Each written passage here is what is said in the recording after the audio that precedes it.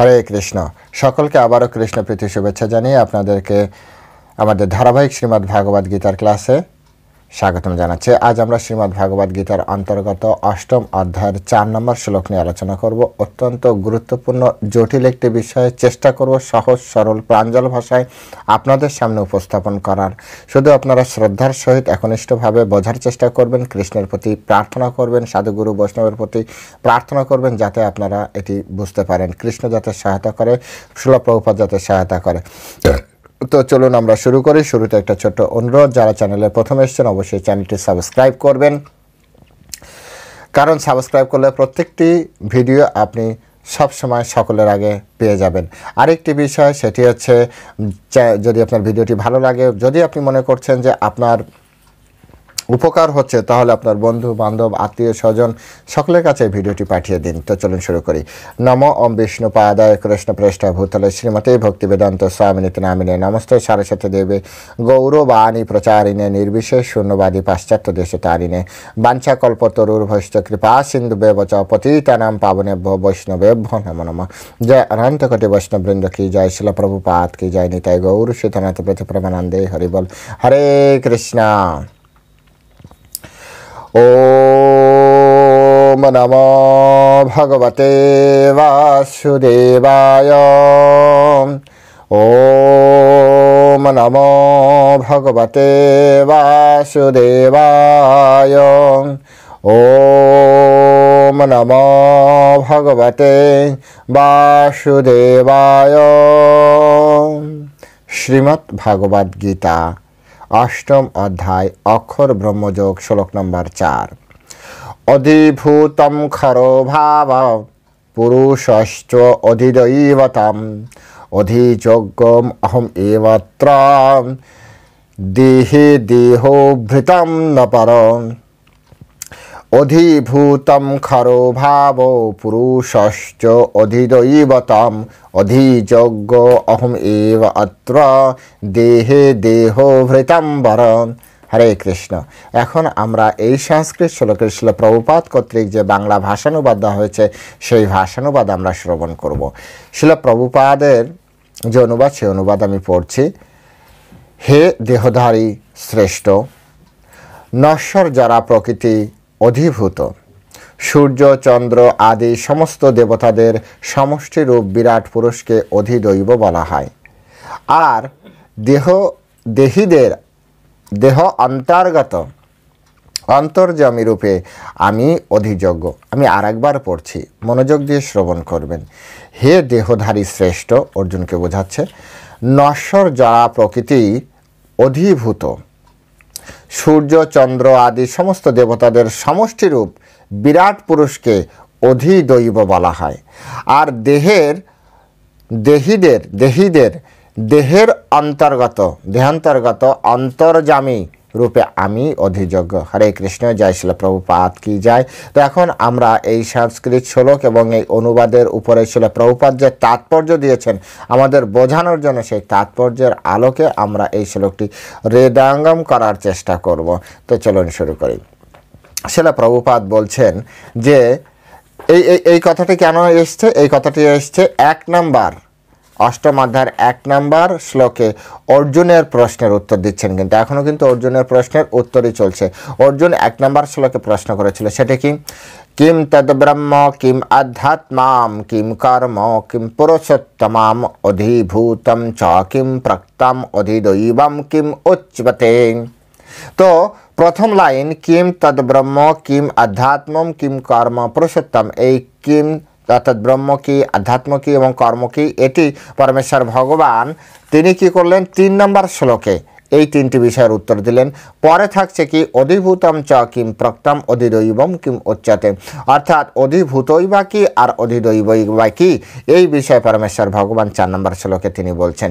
তাই এখানে তিনি কত সুন্দরভাবে বলেন, অধিভূতম খরো ভাব পুরুষশ্চ অধিদৈবতম অধিযোগ্য অহম এব অত্র দেহে দেহোভৃতম বরম। অর্থাৎ প্রতিনিয়ত প্রকৃতির পরিবর্তন হচ্ছে, এটা আপনারাও স্বীকার করছেন, আমরাও স্বীকার করছি, প্রত্যেকেই স্বীকার করছে যে জড় জগৎ প্রতিনিয়ত পরিবর্তন হচ্ছে। আর এটি ভগবদ্গীতা পরমেশ্বর ভগবান বলেছেন, আব্রহ্ম ভুবনল্লোকা পুনরাবর্তিনা, অর্থাৎ ব্রহ্মলোক অবধি প্রতিনিয়ত পরিবর্তনশীল। এই জগতে কেউ বলতে পারবে না যে কোনো একটা বিষয় একেবারে ফিক্সড হয়ে আছে, কিছুই না, সব সময় পরিবর্তনই হচ্ছে, সমস্ত জগৎ পরিবর্তন হচ্ছে। জড় শরীরের এই যে জড় যে সাধারণ শরীর, এই শরীর 6টি পরিবর্তন হয়, আমাদের শরীরের ভিতরেও 6টা পরিবর্তন হয়। কি কি পরিবর্তন হয়? দেহের জন্ম হয়, তারপরে কি হয়?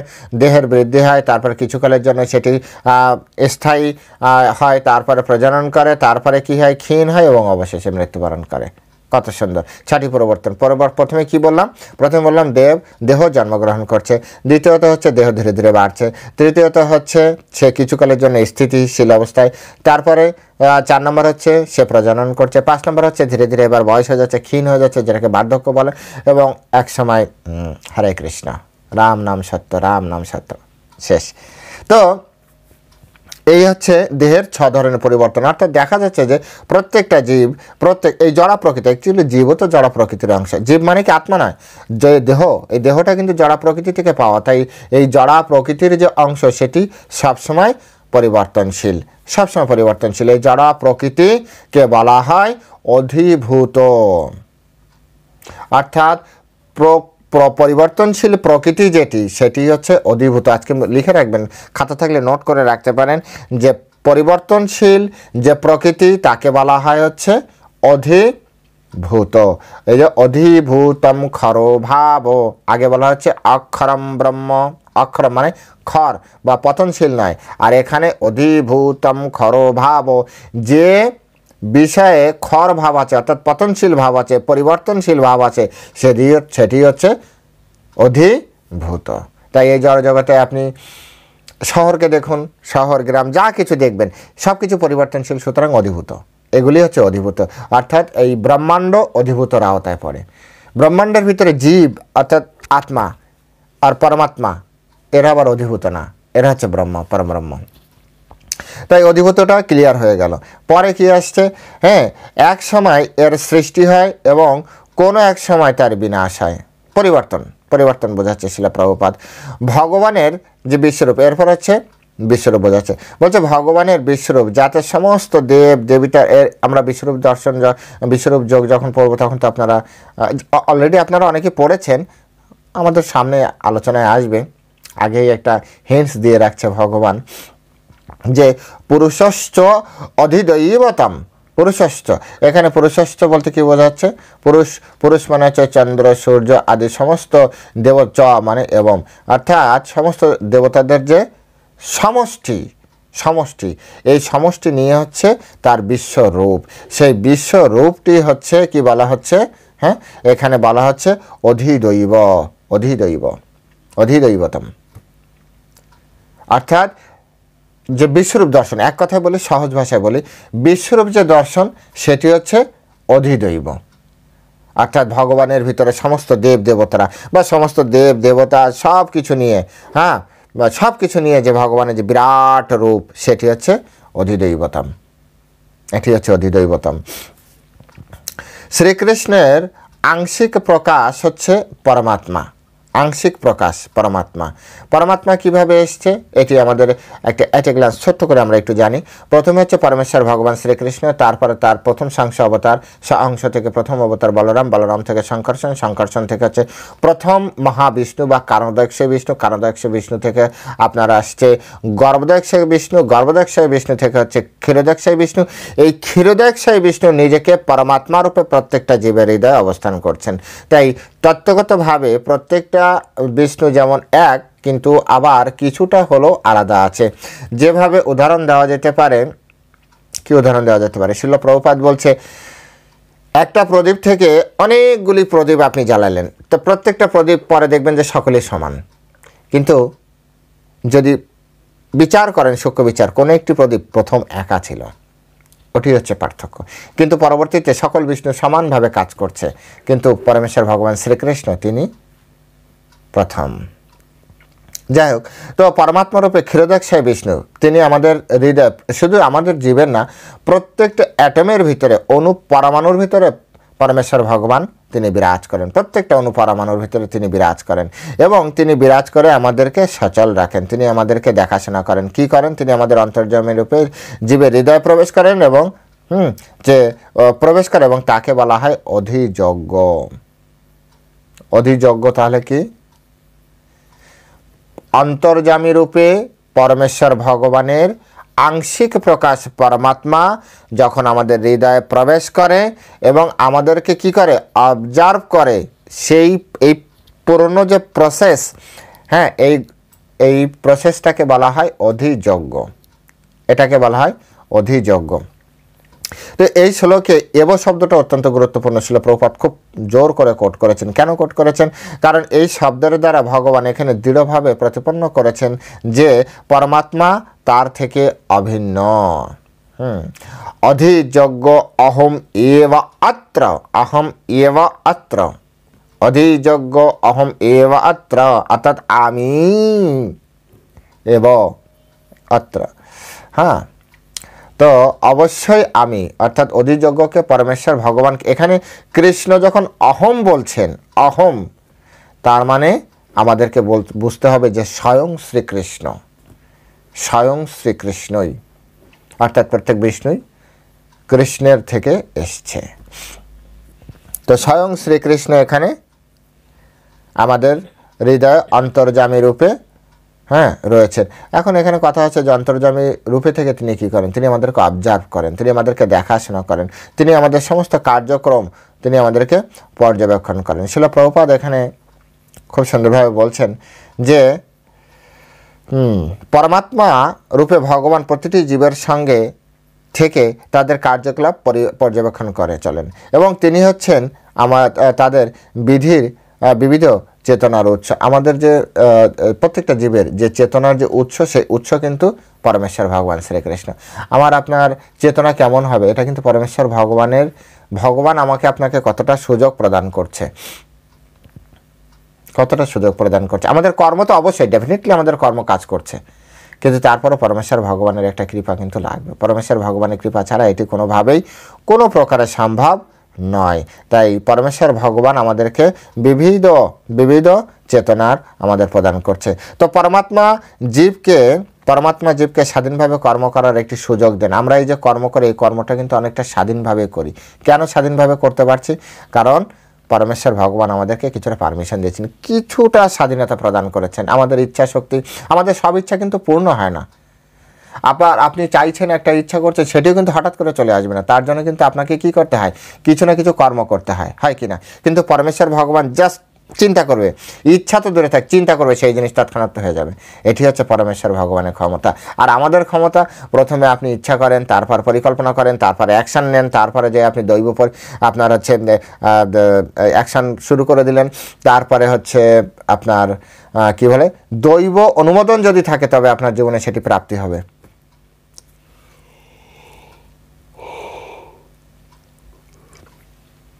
যদি দৈব অনুমোদন না থাকে, আমার আপনার জীবনে কোনো কিছু প্রাপ্তি হবে না। এটি একটি গুরুত্বপূর্ণ বিষয়। তো আমরা চাইলে কিন্তু সব কিছু প্রাপ্তি করতে পারি না, কিন্তু আমাদের ভিতরে ইচ্ছা শক্তি রয়েছে। আমরা চাইছি এখন একটা বিশাল বড় বাড়ি বানাতে, তো চাইলেই বাড়িটা হয়ে যাবে না। কিন্তু কৃষ্ণ চাইলে রাতারাতি, দেখেছেন, দ্বারকা নগরী তৈরি করে দিয়েছে। কৃষ্ণ পঞ্চপাণ্ডবের সাথে ছিল, চাওয়া মাত্র ইন্দ্রপ্রস্থ তৈরি করে দিয়েছে। অত বড় ইন্দ্রপ্রস্থ একটা মুহূর্তের ভিতরে কি সম্ভব নাকি? বিশ্বকর্মাকে ডাক দিল, বিশ্বকর্মাকে বললো যে তুমি এটা করে দাও, বিশ্বকর্মা মুহূর্তের ভিতরে করে দিল। বিশ্বকর্মাকে ডাক দিল, বললো কি দ্বারকা নগরী তৈরি করে দিলাও। ওই সমুদ্রের মধ্যে আপনি চিন্তা করুন, সমুদ্রের মধ্যে একটা নদীতে ব্রিজ বানাতে গেলে মানুষের কত কষ্ট। যারা ইঞ্জিনিয়ার, সিভিল ইঞ্জিনিয়ার বা এইসব ইঞ্জিনিয়ার, তারা জানে। সেখানে সমুদ্রের মধ্যে ভগবান অত বড় একটা সিটি তৈরি করলেন। যারা এটা ডিসকভার করেছে তারাই জানে। আমরা তো মাঝে মাঝে ইউটিউবে দেখি, তাও ছবি দেখি, স্টিল পিকচার খুব কমই আসে আপনার এরকম ভিডিও। তো এইটা তৈরি করেছে এক রাত্রে, এবং রাত্রের ভিতরে শুধু তৈরি করে না, সুন্দরভাবে আবাসন তৈরি করে মথুরাবাসীকে সবাইকে নিয়ে তিনি দ্বারকা চলে গিয়েছিলেন, তার আত্মীয় স্বজন সকলকে নিয়ে তিনি। কারণ জরাসন্ধের সাথে যুদ্ধের একটা পলিসির কারণে, কৃষ্ণই পলিসি করেছেন, তিনি চলে গেলেন। তো কৃষ্ণের ইচ্ছা কি শক্তি, কৃষ্ণের ইচ্ছার কি শক্তি! আপনি যদি শ্রীমদ্ ভাগবতম পড়েন, ভাগবতমে মহামহিম পিতামহ কী বলে মহামহিম ভীষ্ম, হ্যাঁ ভীষ্ম যখন শরশয্যায় এবং তিনি অলরেডি যুদ্ধ শেষ, তিনি দেহ ছেড়ে স্বর্গে যাবেন, এরকম মুহূর্তে যখন অর্জুন না যুধিষ্ঠির যখন খুব মন খারাপ করে আছে, খুব কষ্ট পাচ্ছে, কৃষ্ণ এত বোঝানোর চেষ্টা করছে কিন্তু কৃষ্ণের কোনো কথা কাজ হচ্ছে না, তখন বলছে ঠিক আছে চলো তোমার পিতামহের কাছে যাই, পিতামহ ভীষ্মের কাছে যাই, মহামহিম ভীষ্মের কাছে যাই। ভীষ্মের কাছে যেয়ে তিনি অনেক তত্ত্ব কথা জানতে চেয়েছিলেন। এই ভীষ্ম তখন পরমেশ্বর ভগবানকে এরকম বলেছিল, মানে ওখানে রয়েছে তুমি তো এই যে গীতা যখন দান করেছিল, গীতা যখন দান করেছিল, তুমি যখন কৌরবদের দিকে তাকাচ্ছিলে না, সেই দর্শন মাত্র তুমি সকলের আয়ু হরণ করে নিয়েছ। কৃষ্ণ দর্শন মাত্র প্রাণবায়ু হরণ করে নেয় কৃষ্ণ। এই জন্য ব্রহ্মসংহিতা ব্রহ্মা কি বলেছে, ইন্দ্রাণী সকল ইন্দ্রিয়াণী বৃত্তিমন্তী, অর্থাৎ প্রত্যেকটা ইন্দ্রিয় সকল ইন্দ্রিয়ার কাজ করতে পারে। প্রত্যেকটা আমাদের এই হাত দ্বারা আমরা খেতে পারি, হাত দ্বারা কোনো, কিন্তু কৃষ্ণ চোখ দ্বারা খেতে পারে, কৃষ্ণ অন্য কোনো শরীর দ্বারা কথা বলতে পারে। এইরকম কৃষ্ণ হচ্ছে অনন্ত শক্তি সম্পন্ন ভগবান, অনন্ত শক্তি সম্পন্ন ভগবান। আমাদের ভিতরে ক্ষুদ্র ইচ্ছা শক্তি শুধু আমাদেরকে দেওয়া হয়েছে, আমরা শুধু ইচ্ছা করতে পারি, বাকিটা আমাদের কর্ম করে পূর্বজীবনে তাও যদি আবার ফল থাকে তবে সেটি অ্যাচিভ হবে, তা নাহলে আর হবে না। তাই কৃষ্ণ আমাদেরকে ক্ষুদ্র স্বাধীনতা মাত্র দিয়েছেন, ক্ষুদ্র স্বাধীনতা দিয়েছেন, এই স্বাধীনভাবে কর্ম করার সুযোগ দেন এবং কার্যকলাপের পর্যবেক্ষণ করেন। এইটুক কেন দিয়েছে জানেন? কারণ এই যে একটা নরক তৈরি করেছে, এই নরকটা যদি না তৈরি করতো ভগবান, তাহলে আমাদের এই স্বাধীনতাকেও দিত না। নরক তৈরি করেছে তো ওখানে যাবে কে? যদি ধরেন আপনাকে জোর করিয়ে কোনো কাজ করানো হয়, তখন একটা কাজ যদি ভুল হয়, তখন আপনি আমাকে কি বলবেন? আপনিই তো বলেছিলেন প্রভু, সেই জন্য তো আমার এই ভুলটা হয়েছে, আপনি যা বলেছেন আমি তাই করেছি। তো আলটিমেট ভুলটা কার উপরে পড়ে? আমার উপরে পড়বে। এটাই তো স্বাভাবিক। আপনি আপনার বসের আন্ডারেই চলছেন, আপনার বস যা বলছে তাই করছেন, যা বলছে অ্যাজ ইট ইজ করছেন। কোনো একটা কাজ কোনো এক সময় ভুল হয়েছে, ড্রাইভার কার, আপনার বস কিছু বলতে পারবে? আপনার বস তো জানে যে আমি তো ওকে দিয়ে এটি করিয়েছি, আপনাকে আর কী বলবে? বিষয়টা বিচার করে দেখুন এভাবে। এবার কৃষ্ণ যদি সবসময় আমাদেরকে দিয়ে সব কিছু করে একেবারে ঘাট ধরে করিয়ে নেয়, তাহলে নরককে কে যাবে? যখনই নরকে ধরতে আসবে তখন বললো তো কৃষ্ণই আমাকে দিয়ে করিয়েছে, আমি কেন যাব? তো নরকের ওদের চাকরিটা বাঁচানোর জন্যই আমাদের ভিতরে ইচ্ছা শক্তিটা দিয়েছে। এর ভিতরে কেউ আছে যারা স্বর্গলোকে যাবে, ইচ্ছা শক্তি ভালোর জন্য ভালো কাজ করবে, সে বলবে না না এ তো স্বর্গলোকে যাবে, ভালো কাজ করেছে। আর কেউ খারাপ ইচ্ছা দিয়েছে, খারাপ কাজ করার মাধ্যমে সে কোথায় যাবে? নরকে। আর পরমেশ্বর ভগবান এই যে ইচ্ছা শক্তি, এটাও কি ভগবান দিয়েছে? এই যে ভগবান এখানে বলেছেন সমস্ত চেতনা, বিভিন্ন ধরনের বিবিধ চেতনা পরমেশ্বর ভগবান, বিবিধ চেতনার উৎস হচ্ছে ভগবান। তো এবার আপনাদের ভিতরে একটা প্রশ্ন আসতে পারে, প্রভু তাহলে তো সে ঘুরিয়ে ফিরিয়ে ভগবানই আমাদের দিয়ে করাচ্ছে, আর আমরা এটা সকলেই জানি যে ভগবানের ইচ্ছা ছাড়া একটা গাছের পাতাও নড়ে না, তাহলে তো আলটিমেট ভগবানই আমাদের করাচ্ছে। হ্যাঁ, ভগবান আমাদের করাচ্ছে, কিন্তু এটি সুন্দরভাবে বোঝার চেষ্টা করতে হবে কিভাবে ভগবান করাচ্ছে। বিষয়টা প্রাসঙ্গিক টাইমে বলে দিচ্ছি। সেটি হচ্ছে, ধরুন আপনার কাছে একটি রেডিও আছে, রেডিও। এবার রেডিওর ভিতরে ব্যাটারি না দিলে, হ্যাঁ ইলেকট্রিক সাপ্লাই না থাকলে, ব্যাটারি না দিলে রেডিও চলবে না, ভালো করে বুঝতে হবে। তো ব্যাটারিটা হচ্ছে পরমেশ্বর ভগবান, কিন্তু কোন চ্যানেল আপনি শুনবেন, হ্যাঁ কোন চ্যানেল আপনি কি গান শুনবেন না কীর্তন শুনবেন না আপনি খবর শুনবেন, এটা কিন্তু নির্ভর করছে আপনার ঘোরানোর উপরে। ঘোরানো হচ্ছে আপনার প্রথমে ইচ্ছা হচ্ছে এটি শুনবো, এই অনুযায়ী আপনি কর্ম ঘোরাচ্ছেন, তারপরে আপনার মন ইচ্ছা চেতনায় তিনটা একটা চ্যানেলে ফিক্সড হয়ে গেল, তখন সেটা আপনি শুনে আনন্দ পাচ্ছেন অথবা দুঃখ পাচ্ছেন। তো পরমেশ্বর ভগবান ছাড়া আপনি করতে পারবেন না, কিন্তু এই যে ঘোরানো পরমেশ্বর ভগবান ঘোরাবে না, ব্যাটারি কখন আপনাকে ঘোরায় না। আপনি যে টিভি দেখেন, আপনার রিমোট আপনার কাছে, কিন্তু রিমোটের ভিতরে ব্যাটারি ছাড়া আপনি রিমোট চাপলেও কাজ করবে না। টিভি ইলেকট্রিসিটি পাওয়ার ছাড়া টিভি চলবে না, কিন্তু টিভিতে চ্যানেল চেঞ্জ কিন্তু আপনাকেই করতে হবে। সেই চ্যানেলটাই হচ্ছে চেঞ্জ করাটাই হচ্ছে আমার আপনার কর্ম, আর ওই কর্মেই আপনি ফেসে আছি। এই জন্য এই বিষয়টা সূক্ষ্মভাবে বিচার করতে হবে যে কৃষ্ণ ছাড়া, কৃষ্ণের ইচ্ছা ছাড়া একটা গাছের পাতাও নড়ে না, এটা যেমন সত্য, তেমনি মনুষ্য জীব তার ইচ্ছা মাত্র সেই ধরনের যদি বুঝে শুনে কর্ম না করে, সেই কর্মের ফলে কিন্তু মানুষই ফাঁসে, ভগবান কিন্তু কখনো ফাঁসবে না। ভগবান বলবে কি, আমি তো তোমার শ্বাস প্রশ্বাস দিয়ে রেখেছি, তোমার চেতনা দিয়ে রেখেছি, চেতনার ভিতরে তুমি খারাপ চিন্তা করেছো, আমি কি করব? আমি তো তোমাকে গীতাও দিয়েছি, আমি তোমাকে হাবিজাবি বইও দিয়েছি, তুমি গীতা না পড়ে হাবিজাবি বই ধরেছো, তো আমার দোষটা কোথায়? কৃষ্ণের দোষটা কোথায়? সন্তানকে বাবা মা টাকা দিয়েছে, স্কুলে যাচ্ছ, এই 10টা টাকা নিয়ে যাও, কত ভালো, বাবা মা তো খুবই ভালো, 10 টাকা দিয়েছে। এই 10 টাকা দিয়ে আপনি লাঞ্চ আওয়ারে টিফিন না করে, অনেকে হয়তো ভাবছেন প্রভু 10 টাকা এখন কিছুই হয় না, আমাদের সময় হতো, তাই কথায় বলে ফেললাম। আপনাদের সময় ধরুন টিফিন লাঞ্চ খরচ, লাঞ্চ না করে সেখানে সে যদি আপনার হচ্ছে বিড়ি সিগারেট খায়, তার ড্রাইভার কি পিতামাতা নেবে? পিতামাতা কি বলেছে তুমি বিড়ি সিগারেট খাবে? বলেছে তো লাঞ্চ করো তুমি যে। ঠিক একইভাবে অর্থায়ন করা পিতামাতার কাজ, তিনি করেছেন। অর্থায়ন ছাড়া আমি খেতে পারতাম না, কারণ স্টুডেন্ট লোভে টাকা পাবো কোথায়? হ্যাঁ, টাকা পাবো কোথায়? তারা খাওয়া দাওয়া বন্ধ। তো টাকা দিয়েছে পিতামাতা অর্থাৎ ভগবান। এবার কি খাচ্ছি, ওটা হচ্ছে আমার আপনার কর্ম, আর সেই অনুযায়ী আমার বডি তৈরি হচ্ছে, আর সেই অনুযায়ী আমার আর চেতনা অনুযায়ী খাদ্য আমি গ্রহণ করছি। তো ঠিক এখানে এই স্বাধীনতা বলতে এইটুকুই, ভগবান আমাদেরকে দিয়ে এইভাবে করাচ্ছেন, এইভাবে তিনি আমাদেরকে শক্তি সামর্থ্য দিয়েছেন। আমরা যাতে, যেমন কেউ যদি আপনারা মায়াপুরে আসতে চান, তো মায়াপুরে আসতে চাওয়াটা আপনার, শক্তি সামর্থ্য কৃষ্ণ দিবে, শক্তি সামর্থ্য কৃষ্ণ দিবে, এটুকু ব্যবস্থা কৃষ্ণ করবে। এনিহাও বোঝার চেষ্টা করবেন। তো এখানে শ্রীল প্রভুপাদ বলছেন যে পরমাত্মা জীবকে স্বাধীনভাবে কর্ম করার সুযোগ করে দেন, এবং সুযোগ কর্ম করে দেবে না, কর্ম করার সুযোগ করে দেবে।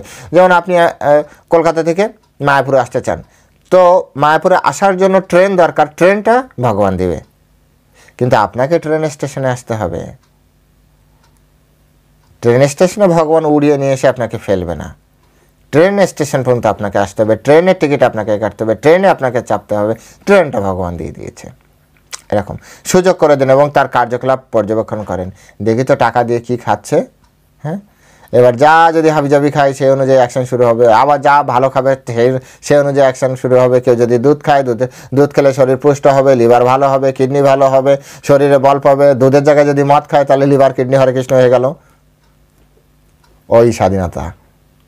তো সেই জন্য ভগবান কার্যকলাপ পর্যবেক্ষণ করেন। ভগবানের এই সমস্ত বিভিন্ন প্রকারের তত্ত্ব কৃষ্ণ ভাবনাময় যারা ভগবত ভক্ত আছে, হ্যাঁ, সেবাপরায়ণ ভক্তের কাছে এগুলো আপনা থেকে স্পষ্ট হয়ে যায়। এটি হচ্ছে বাইরের মানুষ বুঝতে পারে না। শ্রীল প্রভুপাদ এখানে সুন্দর করে বোঝাচ্ছেন যে যারা কৃষ্ণের ভক্ত, এই যে এটা দেখতে আসলে একটু জটিল তত্ত্ব আছে, আসলে একটু জটিল তত্ত্ব আছে। তো এই জটিল তত্ত্ব খুব সহজে একজন কৃষ্ণ ভাবনাময় ভক্ত বুঝতে পারে, কিন্তু বাইরের অনেক বড় বড় ব্যক্তি আছে না, দেখবেন এই জটিল জটিল তত্ত্ব নিয়ে তো আপনি ইউটিউবেও অনেককে পাবেন যে এইসব জটিল বিষয় কখনো আলোচনা করবে না। এমনি গীতার উপর বলবে গীতা এই বলেছে, তেই বলেছে, কোথা থেকে বলেছে, কী জন্য বলেছে, কিন্তু এইসব যে জটিল জটিল তত্ত্ব, সেই জটিল তত্ত্ব কৃষ্ণ ভক্তরাই শুধু বলতে পারে। কারণ কৃষ্ণ ভক্তের কাছে শ্রী গুরু কৃপায়, কৃষ্ণের কৃপায় এই জ্ঞান তার কাছে প্রকটিত হয়। কারণ তিনি জানেন শিল প্রভুপাদের কৃপার মাধ্যমে আমরা, শিল প্রভুপাদ আমাকে আপনাকে দিয়ে এই কথাটি বলাচ্ছে, আমরা আসলে অথর নই, অথরিটি হচ্ছে পরমেশ্বর ভগবান শ্রীকৃষ্ণ এবং শ্রী গুরুদেব শিল প্রভুপাদ। এটা আমাদেরকে বুঝতে হবে। সেই জন্য ওনারা আমাদেরকে দিয়ে এগুলি করাচ্ছেন। তাই একজন কৃষ্ণ ভক্তের কাছে, একজন শুদ্ধ ভক্তের কাছে এই যে গভীর জটিল থেকে জটিল তত্ত্ব, এগুলো হ্যাঁ সহজে বুঝতে পারবে। যোগ প্রক্ত পুরাতন ভক্ত সীমে সকা চ ইতি রহস্যম হেতুত উত্তমাম। অর্থাৎ সেই সনাতন যোগ আজ আমি তোমাকে বললাম, কারণ তুমি সেই আমার কি বলে, তুমি আমার সখা, स एवमात्यद्ध যোগ প্রক্ত পুরাতন ভক্ত সীমে সকাচা ইতি রহস্যম হেতুদুত্তমাম। হ্যাঁ, শ্লোকটি সেই সনাতন যোগ আজ আমি তোমাকে বললাম, কারণ তুমি আমার ভক্ত ও সখা, তাই তুমি এই বিজ্ঞানের অতি গূঢ় রহস্য হৃদয়ঙ্গম করতে পারবে। তাই ভগবানের ভক্ত না হলে, ভগবানের ভক্তের ভক্ত না হলে, ভগবানের সাথে সখ্যতা না তৈরি করতে পারলে, পঞ্চরসের সাথে যুক্ত না হতে পারলে, যে কোনো একটা রসে যুক্ত না হতে পারলে, পরমেশ্বর ভগবানের এই গীতার এই গভীর রহস্যাবৃত এই জ্ঞান কখনোই কেউ অনুধাবন করতে পারবে না। বাইরের মানুষ বড় বড় পিএইচডি করতে পারে, বড় বড় ডিগ্রি নিতে পারে, কিন্তু এই জ্ঞান, হ্যাঁ, রাজবিদ্যা রাজগুজ্জম পবিত্রাম ইদমোত্তমাম। হ্যাঁ, রাজবিদ্যা রাজগুজ্জম, গুজ্জম মানে কি? রহস্যাবৃত। এই রহস্য শুধু তার কাছেই উন্মোচিত হবে। শিল প্রভুপাদ এই জন্য বললেন, যিনি কৃষ্ণ ভাবনাময় ভগবত সেবা পরায়ণ শুদ্ধ ভক্তের কাছে আপনা থেকেই এই জ্ঞান স্পষ্ট, খুব স্পষ্ট হয়ে ওঠে। ভগবত ভক্তির প্রাথমিক স্তরে যারা কনিষ্ঠ আছে তারা ভগবানের বিরাট রূপের উপাসনা করে। তোমরা আমাকে কৃষ্ণ দেখাচ্ছ, কৃষ্ণ হচ্ছে পরম বিরাট পুরুষ, যার ভিতরে বিভিন্ন দেবদেবতা আছে, সুতরাং দেবদেবতার পূজা করলেও ভগবানের পূজা। আমাকে কৃষ্ণ দেখাচ্ছ, কৃষ্ণ তত্ত্ব শেখাচ্ছ, অনেকে বলে না, প্রায় আমরা শুনি। ঠিক একইভাবে শিল প্রভুপাদ বলছেন, এই শ্রেণীর ভক্তরা হচ্ছে কনিষ্ঠ আকারের ভক্ত, কনিষ্ঠ আকারের ভক্ত। এই জন্য এরা বিরাট পুরুষের উপাসনা করছেন এবং ধীরে ধীরে চৈতন্য চরিতামৃত ক্রমে ভক্ত হইবে উত্তম। যখন ক্রমোন্নতি হবে না, তখন ধীরে ধীরে ধীরে ধীরে তার উন্নতি হবে এবং সেও তখন বুঝতে পারবে যে এই জড়জগতের আসলে সুপ্রিমকে, অনন্ত কোটি ব্রহ্মাণ্ডের একমাত্র মালিককে, সেগুলো বুঝতে পারবে। দেবতারা কিভাবে এসছে, জীব কোথা থেকে এসছে, সে তখন এই অধিভূত, অধিদৈব, হ্যাঁ, তারপরে অধিযজ্ঞ, এগুলো ব্রহ্ম, তো এগুলি বুঝতে পারবে। কর্ম, এই সব কিছুই সে ধীরে ধীরে ধীরে ধীরে বুঝতে পারবে।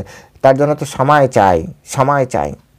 সময়ের আগে কোনো কিছুই প্রস্ফুটিত, একটা ফুল ফোটার জন্য সময় চাই, একটা গাছে ফল আসার জন্য সময় চাই। সময় ব্যতীত কিছুই সম্ভব না। তার জন্য আমাদের ঠিক আছে, আমি চুপ করে বসে থাকলাম, প্রভু তাহলে সময় এক সময় আসলে সব কিছু তো প্রস্ফুটিত হবে, সব কিছু আমি জানতে পারবো, তাহলে আমাকে আর কেনই কষ্ট করতে হবে? এটাও ঠিক কথা, আপনার কথায় যুক্তি আছে, কিন্তু কৃষ্ণ কর্মটা করতে বলেছেন। নিয়তম কুরু কর্ম, প্রতিনিয়ত কর্ম করে যাও। কর্মণ্য অধিকার বা মা ফলে সে কদাচন। কর্মে অধিকার আছে, ফলে অধিকার নেই। কর্মে অধিকার আছে, সুতরাং অধিকারী বিষয় ত্যাগ করা উচিত না, অধিকার ত্যাগ করা উচিত না। সেজন্য কর্ম করে যেতে হবে আমাদের। কর্ম করতে করতে কৃষ্ণ একদিন কৃপা করবে। তো শিল প্রভুপাদ তারপরে বলছেন যে ভগবত ভক্তির তাই কনিষ্ঠ ভক্তকে ভগবানের বিশ্বরূপের অথবা বিরাট পুরুষের ধ্যান করতে উপদেশ দেওয়া হয়। শিল প্রভুপাদও দিতেন, এই যে গ্রন্থের মাধ্যমে দিয়েছেন। এবং তার সাথে যারা কনিষ্ঠ অধিকারের তাদেরকে বিরাট পুরুষের কমসে কম জানো, যারা কৃষ্ণকে না বুঝতে পারবে, না চিনতে পারবে, তারা বিশ্বরূপের যাতে উপাসনা করে, অর্থাৎ সব কিছুর ভিতরে ভগবান, ভগবানের ভিতরে সব কিছু। কিছু তো করুক, আধ্যাত্মিক কিছু তো করুক। এইভাবে ধীরে ধীরে ধীরে ধীরে এই তত্ত্ব তার হৃদয়ঙ্গম হবে। এবং এভাবে সে যখন সাধুসঙ্গ করবে, সে যখন শাস্ত্রসঙ্গ করবে, ধীরে ধীরে তার চেতনা যখন পরিবর্তন হবে, পরিষ্কার হবে, পরিচ্ছন্ন হবে, তখন সে অবশ্যই একদিন কৃষ্ণকে জানতে পারবে। আর এই আশা রেখে আমরা সকলেই কৃষ্ণকে যাতে জানতে পারি, কৃষ্ণ পরমেশ্বর ভগবান তিনি যাতে আমাদেরকে সেই আশীর্বাদ, সেই কৃপা করেন, সেই যোগ্যতা প্রদান করেন, এবং শিল প্রভুপাদও যাতে সেই যোগ্যতা প্রদান করেন, যাতে আমরা কৃষ্ণ তত্ত্ব হৃদয়ঙ্গম করতে পারি। সাথে সাথে শ্রী গুরুদেবের চরণে বন্দনা করে যাতে তিনিও আমাদেরকে সেই যোগ্যতা প্রদান করেন, যাতে আমরা ভগবান শ্রীকৃষ্ণকে জানতে পারি, কৃষ্ণের সেবায় যুক্ত থাকতে পারি, কৃষ্ণের সেবা নিষ্ঠা সহকারে করতে পারি। আপনারাও এবার আমার প্রতি একটু কৃপা পরায়ণ হয়ে আমাকে আশীর্বাদ করবেন, যাতে আমি এই সেবা করতে পারি, কৃষ্ণের এই সেবাটি করতে পারি। সকলে ভালো থাকবেন। যেতে যেতে একটা অনুরোধ, যারা চ্যানেলে প্রথমে এসেছেন অবশ্যই চ্যানেলটি সাবস্ক্রাইব করে রাখবেন এর পরবর্তী ভিডিওগুলি সকলের আগে আপনার পাওয়ার জন্য, এবং সাথে সাথে ভিডিওগুলি আপনার আত্মীয় স্বজন, বন্ধু বান্ধব প্রত্যেকের কাছে শেয়ার অবশ্যই করবেন। এটি আপনার নৈতিক দায়িত্ব এবং কর্তব্য। অ্যাজ এ সনাতনী, আপনার সনাতন ধর্মের প্রচার প্রসারে অবশ্যই কিছু না কিছু ছোট একটা অবদান আপনাকে রাখতে হয়। আর এটা আর কেমন, শুধু একটু শেয়ার করবেন, জাস্ট শেয়ার করবেন, কতটাই বা সময় লাগবে। আমি শুধু রিকোয়েস্ট করছি আপনারা প্লিজ এই কাজটি করুন। দেশে বিদেশে যেখানে আছে, যার যেখানে পরিচিতি আছে, সেখানেই এই কথাগুলি যাওয়া চাই। শিল প্রভুপাদের বাণী কার মাধ্যমে কত দূরে যাবে, কে কিভাবে তৈরি এটাকে আরও সারা বিশ্বের মানুষের কাছে পৌঁছে দেবে, এটা আমি আপনি কেউ জানি না। আমরা সবাই সবার জায়গা থেকে শুধু কর্ম করে যেতে পারি। হরে কৃষ্ণ। জয় শিলা প্রভুপাদ কি জয়, শ্রীমদ্ ভাগবত গীতা কি জয়, নিতাই গৌর সীতানাথ প্রীতি প্রেমানন্দে হরি বল। হরে কৃষ্ণ।